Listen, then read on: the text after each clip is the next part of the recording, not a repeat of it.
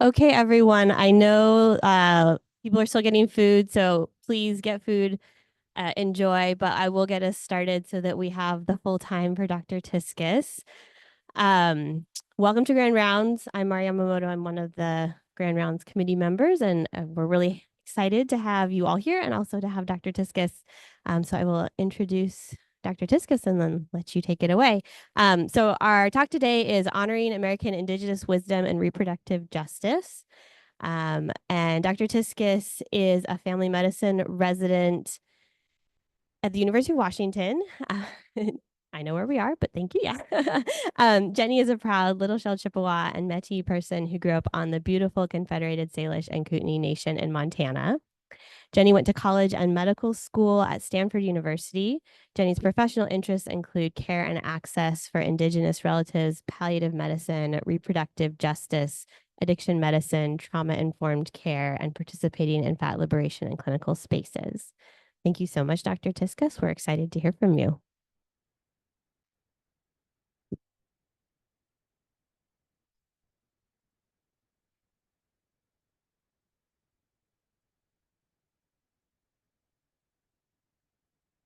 Bonjour, Anishinaabe, Biskane, Jenny Tiskus, Indigenous, Makwa Dodem, Nin Datwa, Montana, and Dujaba. Hi, I'm Jenny. As you heard from Dr. Yamamoto, I'm a resident here, and I'm so grateful that you have taken time out of your busy day to come and listen to me talk about this thing that matters so much to me. So thank you very much for the generosity of your being here. This is a talk about honoring American Indigenous wisdom in reproductive justice. Oh, and I'm in charge of my own clicker.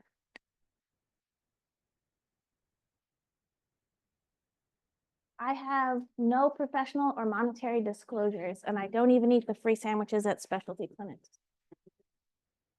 I'd like to have a settler acknowledgement. We cannot steal the land, the relationship, the reciprocal, loving, intense relationship between this place and its people, the Coast Salish, the Duwamish, Suquamish, Stillaguamish, and Muckleshoot relatives, and we thank them for their stewardship of this place. I'd also like to thank this land, the animals, the water, the fish, the whale people, the plants, the medicine plants, and the keepers of the medicine. For those of you who are not Indigenous people, who are not Black people whose families were brought to this country against their will and enslaved, or are not beloved refugee guests, you're settlers. And this is an acknowledgement that you owe a deep and varied debt to the people of this land. And it's your job to figure out concrete ways to continue to repay that debt. Okay. So I think it's a really good time to talk about reproductive justice and ways that we can be resilient and creative in expanding those rights. So we're living in a time where we very likely will and already have seen access to abortion shrink in this country. And we may continue to see things happen in that way, where abortion and other forms of reproductive care may become more scarce and difficult to access for a lot of the people that we care about. So it seems like a wonderful time to learn from people, American Indigenous people, who face practical inaccessibility to allopathic abortion for generations and have found ways to live beautiful, thriving lives with and around those facts.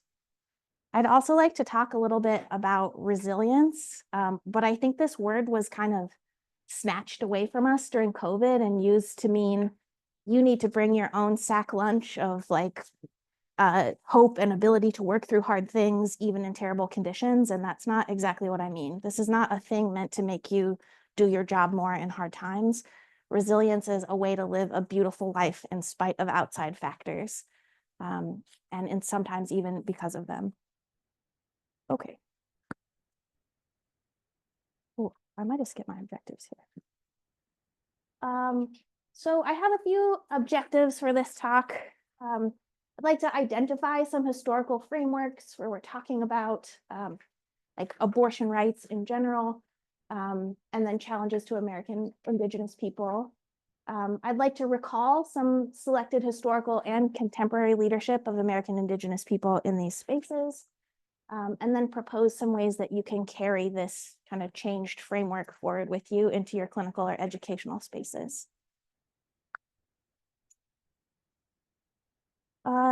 So this is a really, really broad group of people that we're talking about. And I just want to address that it doesn't always make sense or even often to talk about American Indigenous people as a monolith. Like there are as many views in this very group as there are people. And we have vast diversity of thought, culture, religion, philosophy, medicine, and language between our tribes and clans, but have oftentimes been lumped together in the United States for legal reasons, and for some of the ways that rights are conferred. So in this talk, you'll hear about an Indigenous experience, but not the Indigenous experience because there isn't one. And sometimes I'll talk about sovereign nations. Those are federally recognized and otherwise tribes that run their own nations. You may also hear me use the term American Indian, which is a legal designation for conferral of rights in the United States. Alaska Natives, also a hugely important part of this group that are very, hello relative, very linguistically and culturally separate from some other tribes. Like I'm a Plains Indian, and so we don't naturally have a ton of things in common, but then also we do. I would also like to acknowledge that in some of the quotations I use in this talk, I'll be talking about women, but I think we all know that there are all sorts of people that need abortions from all different sorts of genders, and that reproductive justice is a framework that includes everyone. Okay. So I want to talk about the frameworks that we think about for if you need an abortion or not, and even the things that get bigger around that. So I'll start maybe with something that I think we all know about, Roe v. Wade, 1973. This is a conception of reproductive rights that's very much rights and law focused. So the argument is that in the 14th Amendment, in the Due Process Clause, there's this speculative right to privacy. And that's where the right for abortion was conferred from Roe v. Wade. As we know with the Dobbs decision, that's no longer stands, but this uses a lot of rights language and a lot of law language. And I think for this talk, I like to move away from that narrow conception. In the 1990s, there was a lot of talk about pro-life versus pro-choice that sort of pitted white feminists against a white evangelical presence that politically kind of became more prominent in this country from the 80s and 90s. That is also an incredibly narrow way to conceive of how you build a family, what circumstances allow your body, your people, your environment to move forward with the idea of having a child or not. So that's a really narrow conception.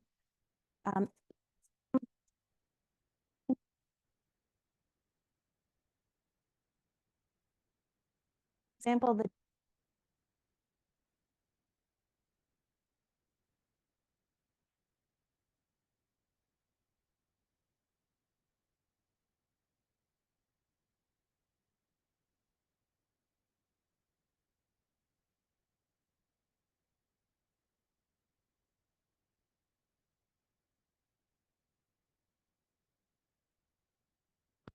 abortions performed by medical professionals.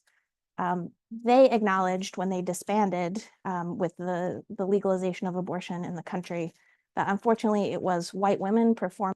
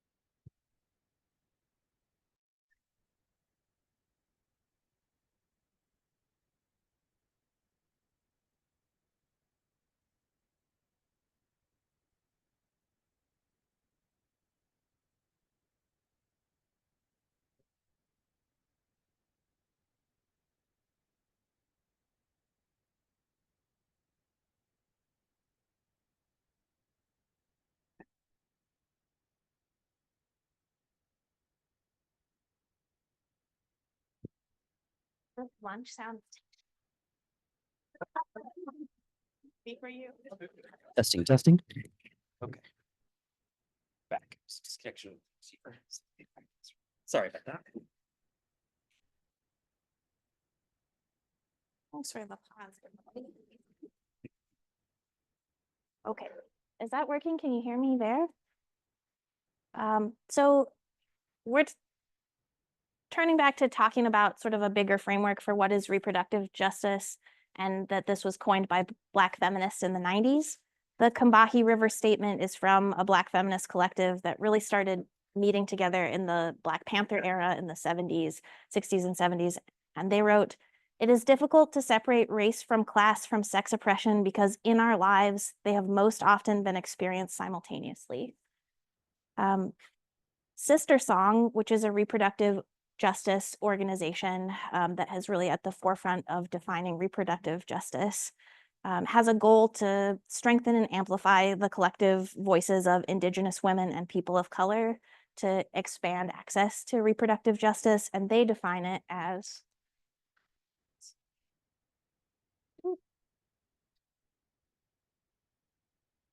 I think my clicker might not be working. Aha.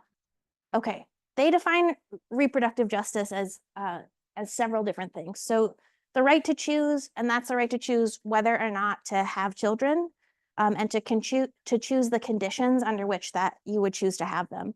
The right to parent, which is really important, to parent children in a safe and healthy environment with all of the requisite social support. And the right to bodily autonomy, the right to control your own body and your self-expression without sexual or reproductive oppression or coercion. So that takes us from thinking about this as like something that's an offshoot of the right to privacy, which is pretty small, or like this really kind of theoretical, extrapolated pro-life, pro-choice, to this bigger idea that this is something that exists within all of the overlapping intersectional identities that we have in our connected lives.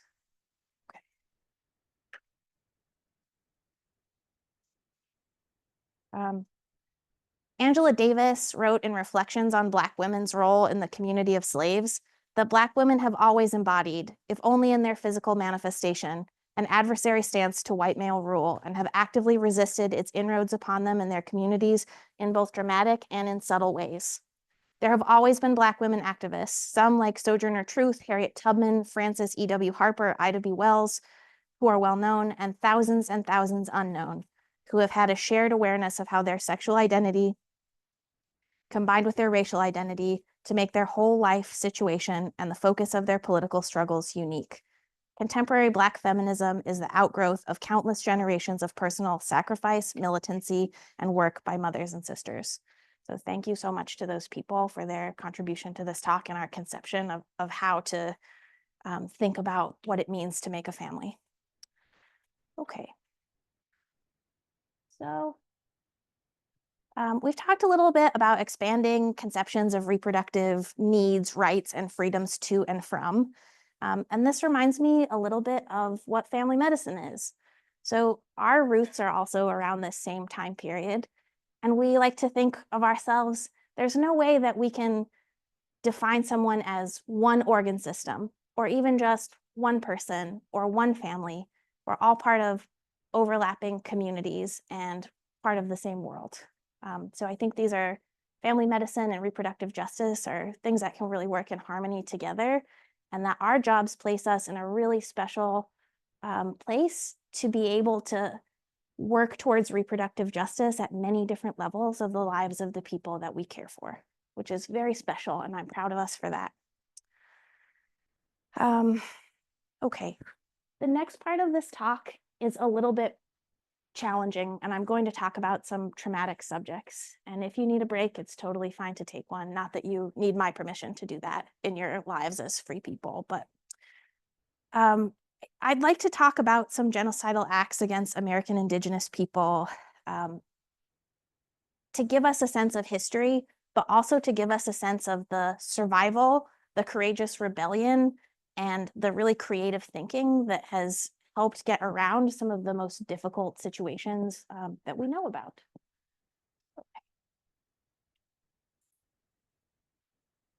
probably the most well-known reproductive violence done against American Indigenous people, other than the overt genocide, like the murder by the US government and army, and colonial violence in its first wave in the Americas, are the boarding schools. So I think most of us probably have an idea about the boarding schools or forced removal of children that happened between the 17th century, about the middle of that, all the way up until the 1950s in this country.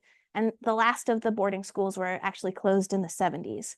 So I just want to take a breath and say, that is so recent that many of these schools were being operated in the 50s. They could have listened to Elvis on the radio. They could have gotten polio vaccines. It's really painful to think of little kids taken from their families with the express purpose to strip them of their culture, and the violence and the loss of culture that some of those children endured. So yeah, the primary objective was explicitly to eradicate American Indigenous culture. Children were violently forced to give up their language and religion. They were often had their hair cut, they had changed clothes, they could be beaten for talking to their siblings. And children were 6 times as likely to die there as other age-matched kids at the time. So I thought about including pictures of a class of children because they're in common use now, and it would be legally fine to use that photograph. But it was so incredibly sad to me to think of those kids that could have died, and then their parents not even be informed of what happened to them, and just that like permanent vanishment of these children. And I just couldn't put their sweet faces up. These schools were primarily run by Catholic and Christian sects, as well as the Bureau of Indian Affairs. The most famous, or I guess the most prominent boarding school, was the Carlisle Indian School, run by Lieutenant Richard Pratt. That's where you might know the phrase, "kill the Indian, save the man" from. The idea was really that you could remove people's culture and then they would be in some way, more fit for society. I cannot overstate the cultural loss that this caused for American Indigenous people. And I am so, so proud of us for persevering through this and for making beautiful things instead. So at the time that the last of these schools were closing, that's the time that American Indigenous activists brought about the tribal college system in our country. So in the 70s, we really had a boom in tribal colleges, which continue to educate American Indigenous people on our lands. Very proud of that as a legacy of something that was so painful. I'd also like to talk a little bit about the Bureau of Indian Affairs Indian Adoption Project. So if we think about like the main time frame of the boarding schools ending in the 50s, this started in 1958 and was really a program to bring children from many Western states, American Indigenous children, removed from their homes and place them with white families on the East Coast. There were also a lot of other removals at that time for a variety of different reasons that didn't all fall under this act, but according to an IHS probe, between 25 and 35% of all American Indigenous children were removed from their homes for one duration or another during that time, which is huge. This is modern history. This is people my mom's age, right, who were forcibly removed from their home really for the idea that they could be culturally changed into being like more acceptable or appropriate. Okay. So we think about taking children away from the home. There was also surveillance and violence within the home with the field matron program. So field matrons were basically largely white women who they operated around starting in the 1890s, really tapering off around the 1930s. They largely worked in the plains, but they went to people's homes, American Indigenous homes, and taught them about childbirth, childcare, domestic labor. They did surveillance of Indigenous people's reproductive lives and would report them if they were having children out of legal marriages. Those children could be then forcibly removed. They punished individual women for perceived deficiencies in their housekeeping. They enforced Victorian gender norms on these families. But I'd really like to highlight one very courageous and wonderful field matron whose name was Julia Koser. She was on the Pine Ridge Reservation. So she was an Arikara Indigenous person but was hired with the belief that she was white because of her physical appearance. And she reappropriated the funds that she was given to give to the people that she was working with. She educated the community that she was serving about the dangers of the program, and she helped conceal babies that were born not from legally married parents in order to keep families together. So even throughout these invasions into people's homes where their children were taken or that they were judged for the most intimate choices that they made, there have been people like Julia Koser who have been courageous resistors. Very grateful for her. So we're thinking of all these different areas of Indigenous life where people were policed, which brings me to the Code of Indian Offenses, which you might know as the civilization regulations. These went from the 1880s to the 1930s. During this time, the United States was a real global horn tooter for religious freedom, and it's very ironic that that's the case because the explicit goal of the civilization regulations was to stop religious practices of American Indigenous people. So basically, this Colorado senator named Henry Teller wrote a letter to the US Department of the Interior saying how much the ghost dance bothered him and how much he wanted that stopped. And these regulations went into place that were extremely harmful and were also used to remove children from homes. But it banned religious practices, including dancing. And that includes ghost dance, sun dance, jump dance, and all other sorts of cultural dance. Banned non-Protestant family structures, two-spirit practices, discouraged multi-generational homes, limited the influence of Indigenous healers, or at least attempted to, and tried to drive these cultures underground. This was incredibly harmful because people could not celebrate our culture in the open, and it was truly illegal to do so. But there's a backlash to this that's one of the most beautiful things that I know about in modern culture, at least for my tribe, and that is the really dedicated inclusion of children into cultural practices. We want kids to be involved so much.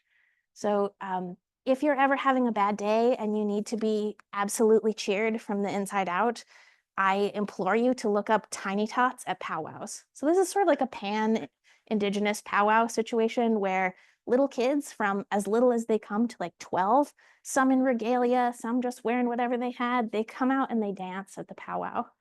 And they are exactly where they need to be, and they're in our culture, and they are a sign that we are alive and thriving in spite of things like this attempted eradication. And tiny tots I cry every time and also laugh because they're so cute. On the reservation that I grew up on, the Salish people created a Salish immersion school called Nikwasum that it's enrolling right now 3 to 5-year-olds, it's graduating 8th graders, and every single subject is taught in Salish by 3 elders. It's a really amazing opportunity and just shows all the way that we're investing in children to keep Indigenous cultures alive. So proud of that as well.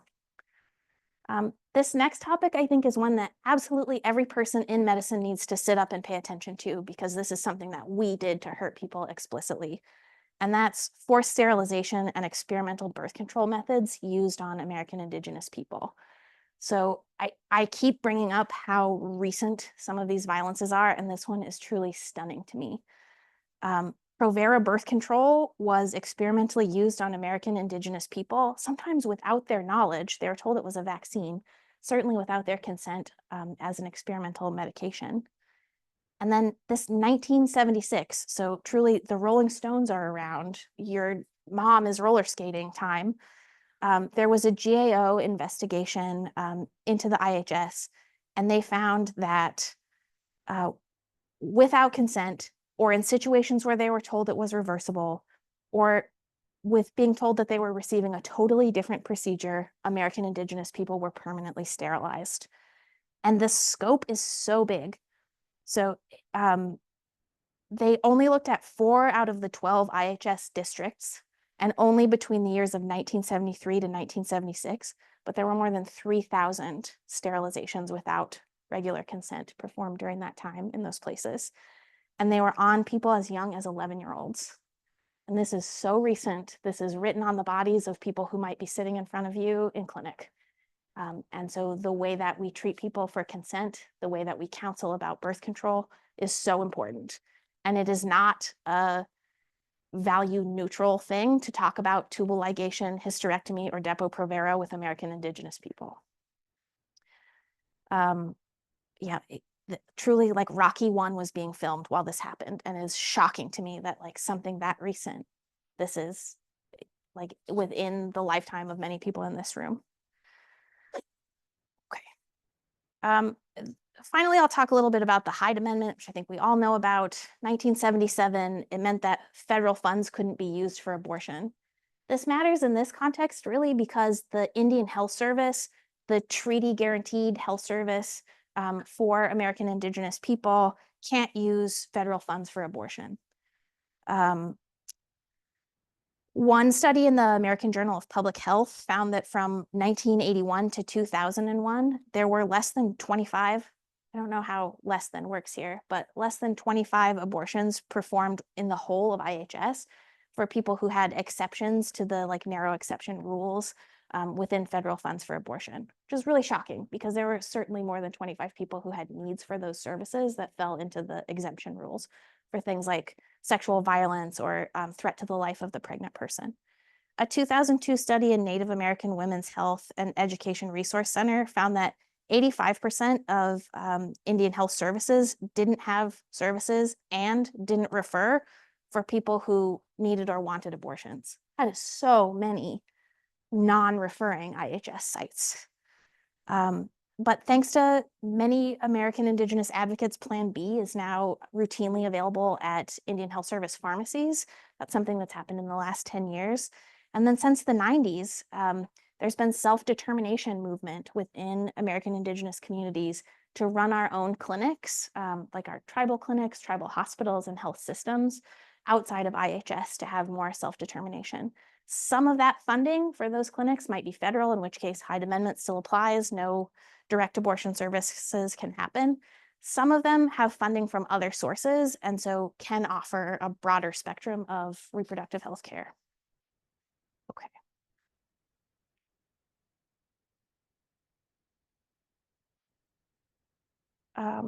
So we've talked about some really hard things so far, but also how we've been resisting reproductive violence for more than 300 years. That I see multiple Indigenous relatives in this room. We are surviving, we are very much here, and have solutions and creativity to give towards finding our way through the dark time that we all find ourselves in together now. I'd like to talk about some contemporary American Indigenous reproductive wisdom and resilience that's ongoing. First, I'd like to talk a little bit about plant medicine. So I asked explicit permission from an elder in my tribe, Abby Fleury, who's a medicine woman, and she okayed the information that I'm going to give you. This is not by any means a comprehensive overview to herbalism for ending pregnancies. I don't think it would be appropriate for me as a medical doctor and not an Indigenous medicine person to give that. This is not medical advice. This is just information about practices that are happening. Ceremonial medicines can be used for regulation of menses with or without other people. So self-managed abortion with plant medicine is something that's very much going on in Indigenous communities, or it can happen in a ceremonial context that involves other members of the tribe. Plant medicines can also be used to treat accompanying symptoms for abortion, and these things can be used with and without medication abortion as we know it, like Mifeprex. So just to name a few of the plants that are most commonly used at this time, in case this comes up in your clinical life. In Appalachia, Queen Anne's lace, which is actually a European transplant plant, is used frequently when Plan B can't be easily obtained. And here on the west side of things, we have wormwood, white yarrow, rue, and pennyroyal have been used for a long time as abortifacient herbs. I mention this because I think it's important for us to be aware that these exist, that patients may be using them, that patients may require help and counseling about presenting to emergency care and what they may or may not be able to provide safely to doctors in states in our WWAMI region that border us where these rights are not available. I'd like to include a short excerpt from the Haudenosaunee Thanksgiving address, which you should read the whole thing because it's so beautiful.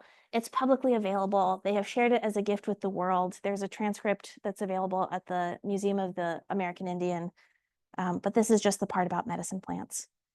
Now we turn to all the medicine herbs of the world. From the beginning, they were instructed to take away sickness. They are always waiting and ready to heal us. With one mind, we send greetings and thanks to medicines and the keepers of medicines. So plant medicine and self-managed abortion occupy a lot of the same spaces, although self-managed abortion can happen with standard allopathic medication abortion, or they can happen together. Collective care, as we talk about these overlapping conceptions of what reproductive justice means, collective care is really about these reciprocal duties that we have for each other and ways we can care for one another. So I'd like to highlight Indigenous Women's Rising, which is a national fund for American Indigenous people to help with the costs of abortion and the ceremonial needs that accompany them for American Indigenous people. Rachel Lorenzo, who's a Mescalero Apache, she's one of the founders of this. And the needs and utilization of this service just continue to go up post-Dobbs. When they first started back in 2019, they funded 37 abortions.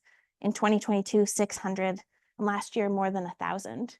And the way that they're thinking about funding this is very much in line with the collective care and reproductive justice framework. Airfare, bus fare, gas, childcare, elder care, aftercare, and ceremonial care.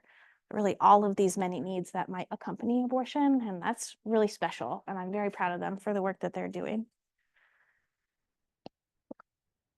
So I hope that this talk has left you with a clear idea that reproductive justice is bigger than just abortion care, that it's about the ability to have a child if you want one, the ability to freely make that decision without coercion, the ability to parent safely. It's even about the environment that we live in, the natural world that makes it possible to safely rear children, all of these things. And all of these things really connect us to each other because nobody is in that alone. The conditions of having a child or living in the world or being part of a community mean that we are all interwoven and we have reciprocal duties to each other in this place that we live. So that might not count as like pan-Indigenous wisdom, but that's a little Chippewa wisdom for you. Thinking of some things that you could leave this room with and have in your back pocket for the future.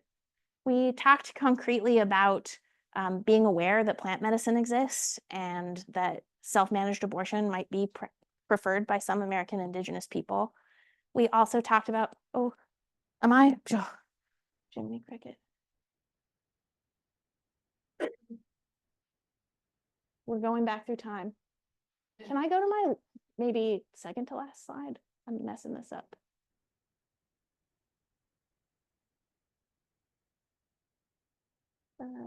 Yes, thank you. That's great. We also talked about how birth control and permanent sterilization options might need to be discussed carefully with American Indigenous people because of the very recent history of extreme violence perpetrated against us with these tools in allopathic medicine.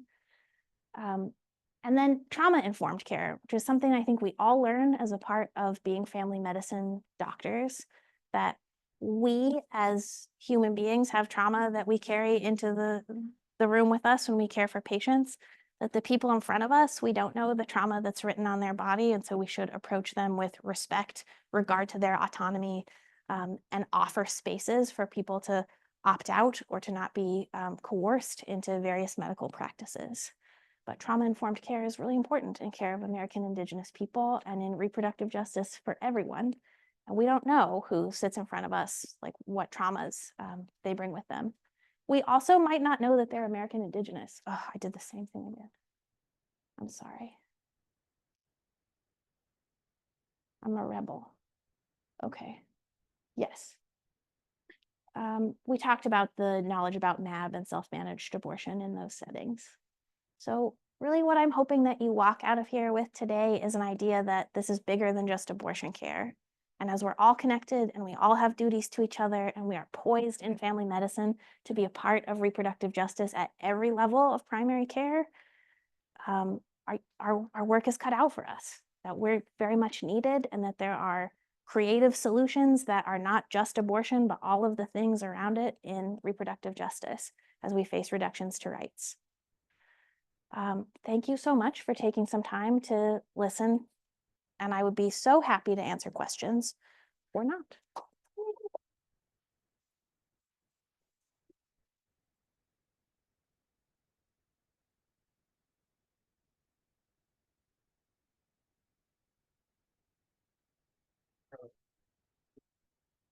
I'm grateful. Thank you. So at least somebody has one. Thank you so much.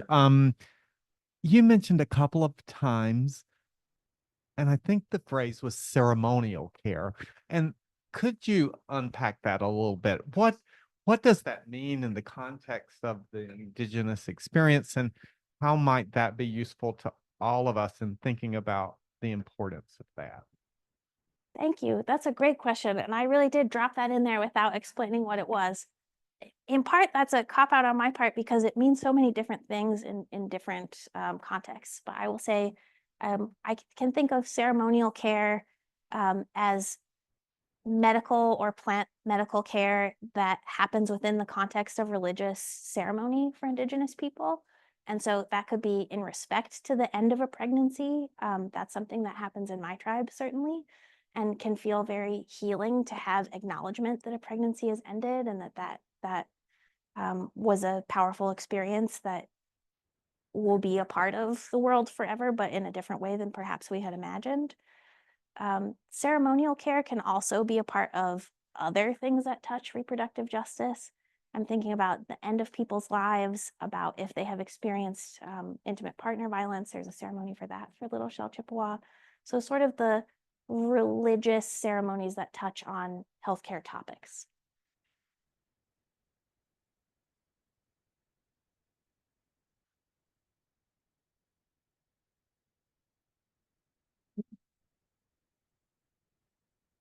What have your experience been like with engaging with people who use plant medicines or who use what I would say, what a lot of people refer to as alternative medicines to Western medicine? How much do they typically engage, for example, in Western medicine and use those in combination? Yeah, I also didn't explain in this talk why I was saying allopathic medicine instead of Western medicine, because it's such a silly thing to say Western medicine to American Indigenous people. Like, what does that mean? I had a really challenging, beautiful, difficult experience when I went to my home reservation for my clinical practice elective, which is a chance for family medicine residents to practice in a different primary care setting than we normally are. So I was at home with people that I grew up with. I knew every patient that I saw who had not been born after I left for school. It was a really powerful experience, but also a really challenging one because socially, people would reach out to me frequently and say, "You've been gone for a decade to pursue this education. And this is like allopathic medicine or this other way of medicine that you're learning has been historically really, really harmful to us. Why would you invest your life away from the people that you love and care for into something that has been so harmful?" So I think there are very understandably a lot of people who are not interested in engaging with allopathic medical care unless they really can't help it. I think that's understandable, and there's a huge gulf to heal, and I don't even begin to know how to heal that. If you have thoughts, please tell me. I would love to know.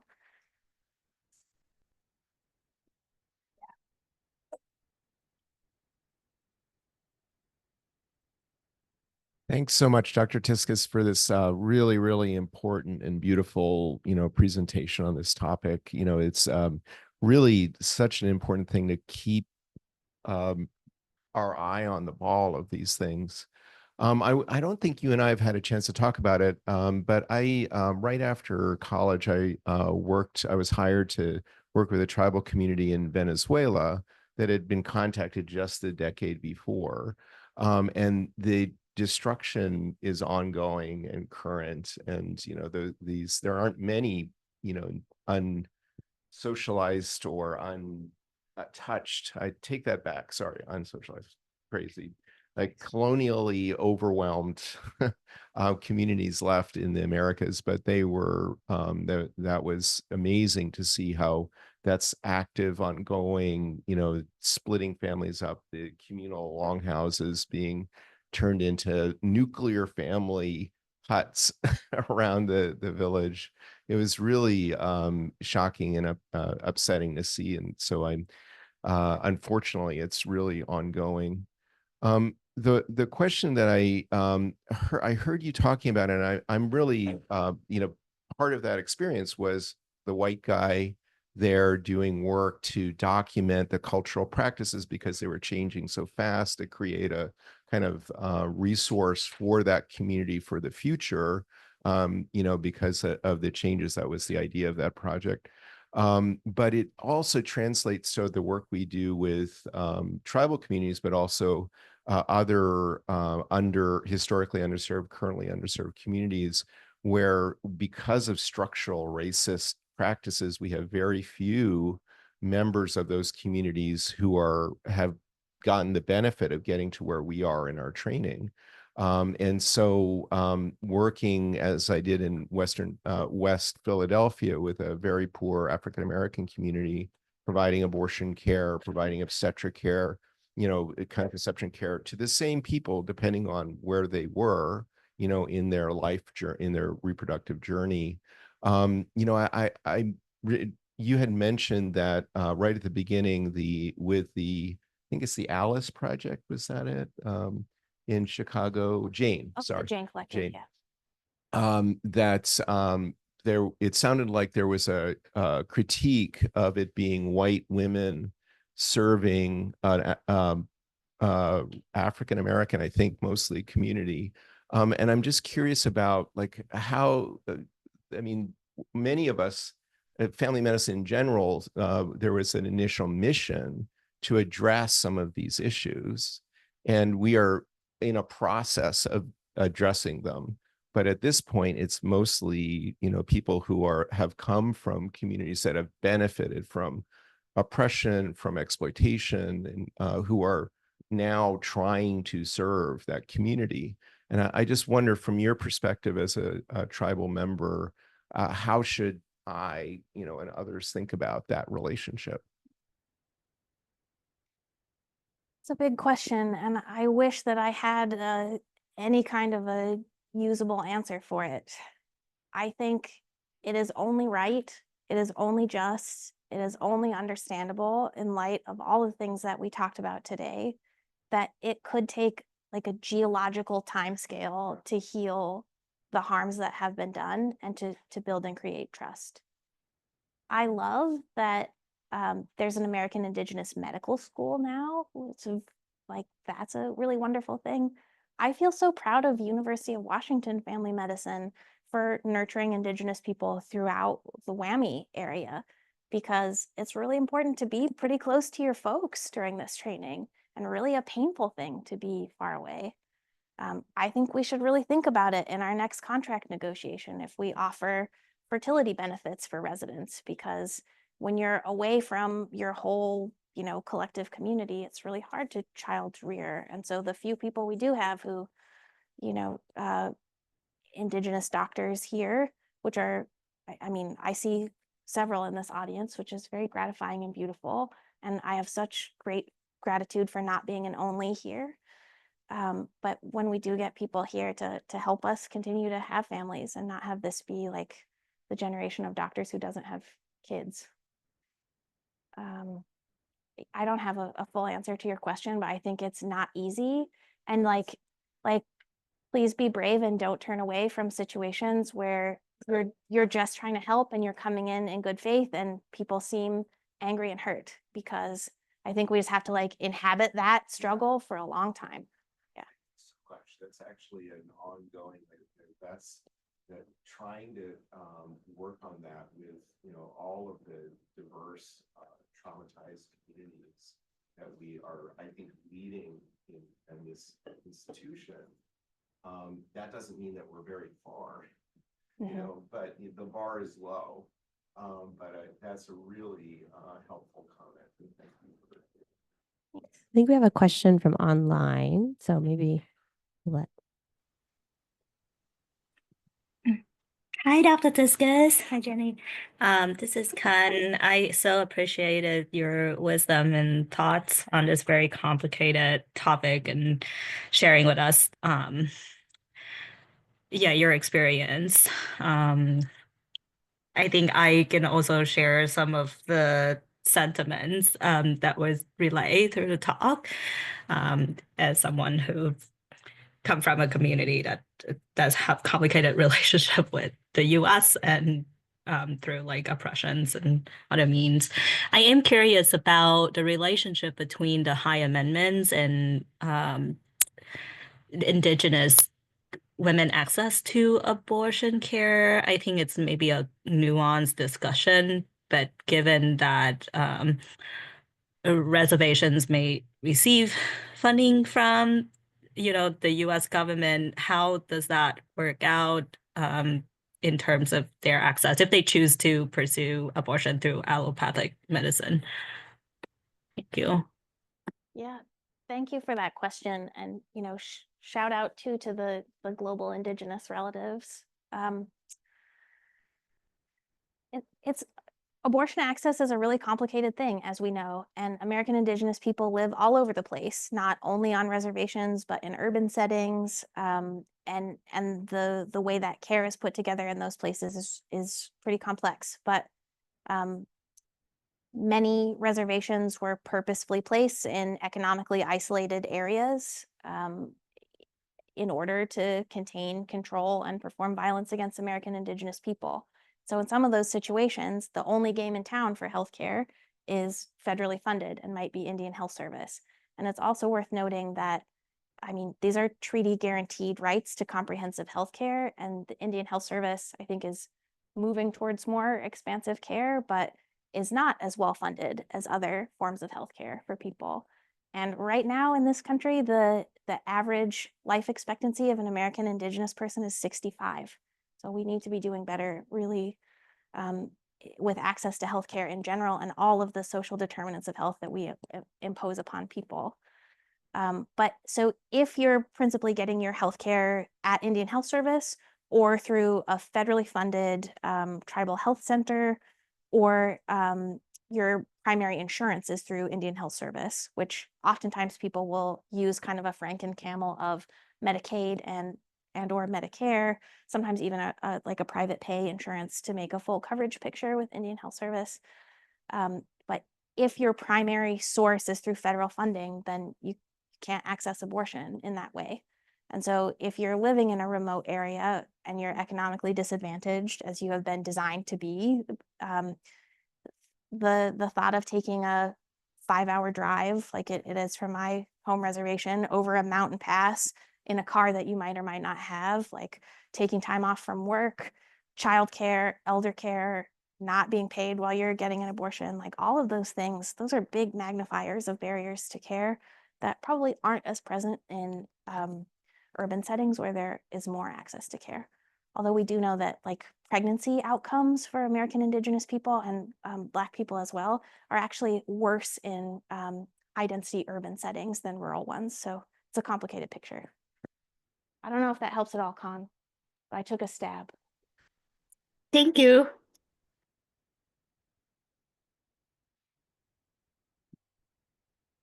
Thank you, Jenny. It's always just a gift to hear you think and speak in the way you kind of frame things. Part of reproductive care is people making hard decisions and having, a range of feelings or levels of certainty about those decisions. Do you have any thoughts of ways folks might approach those differently, or things we should hold in terms of like involving community in choices, or ways they just think about decision making? Yeah. Well, that's a great question. Thank you for asking it. Yeah, it has been really challenging to me.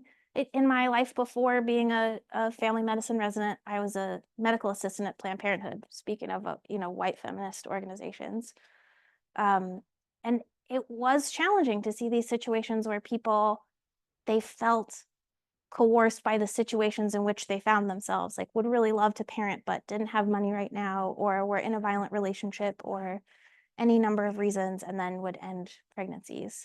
And I think it's even more complicated with Indigenous people, because some of those pressures are pressures that we made, and it feels really scary to provide care to someone that doesn't feel totally concrete, given that there are all these problems with consent and forced sterilization and reproductive violence.